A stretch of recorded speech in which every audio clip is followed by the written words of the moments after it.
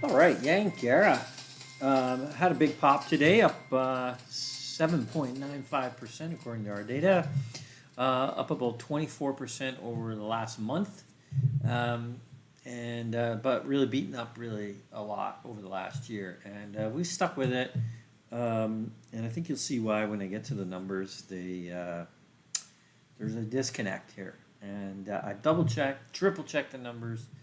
Um, People are just getting out of Western Canadian oil sands, and they're just throwing out the baby with the bathwater here.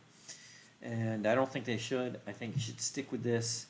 Um, and it's clearly getting a bump today because all energy companies are getting a bump.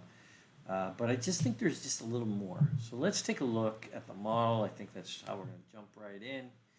And you can see it's been a cyclical past, right? So clearly back here, they were building the business. Let me see if I can get my cursor. There we go. So building the business, no returns, fine.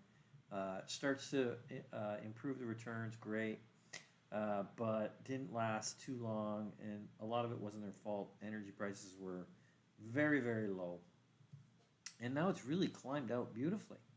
And I've double and triple checked these numbers because often when you see this kind of disconnect with the market versus what we see in terms of return on capital and how well the company's doing and then the fundamentals, it sometimes just jump to a conclusion that perhaps it's a data issue or something like that. But it's not. It's not a data issue. There is a disconnect. Now, of course, a stock also is about the future. And there's a perception that Western Canadian oil sands are just not doing well, and that is true in general. But Yangarra is kind of bucking the trend, in my opinion. And even this valuation looks disconnected from reality. And in fairness, yes, it probably is too high. We're showing $9.49. The stock's only trading at $1.90.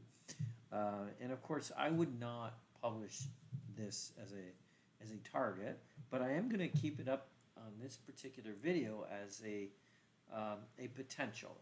The numbers say what it's worth. Of course, if things fall off a map, but I don't think that's going to happen. I think they can continue to keep producing these results. They've got a long asset life. It's a good deposit from what I've heard. It's just coming into its own, but people just don't believe it yet. Okay, so I'm not expecting a $9 target as the valuation would suggest, but I do think there's a lot of potential, and that's what this tells me is that there's a lot of room for error. The stock's been overly beaten up, and it's starting to act better. Of course, just today we had all energy stocks are going up on the news that Saudi Arabia's production was attacked. So price of oil is way up, and across the board, a lot of energy stocks are up.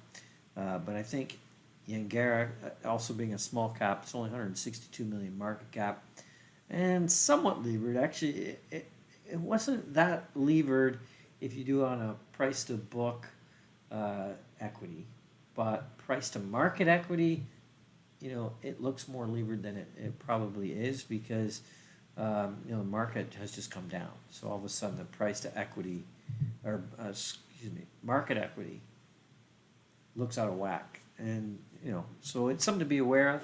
But I don't think it's a structural problem. I don't think it was them overextending themselves based on price to book.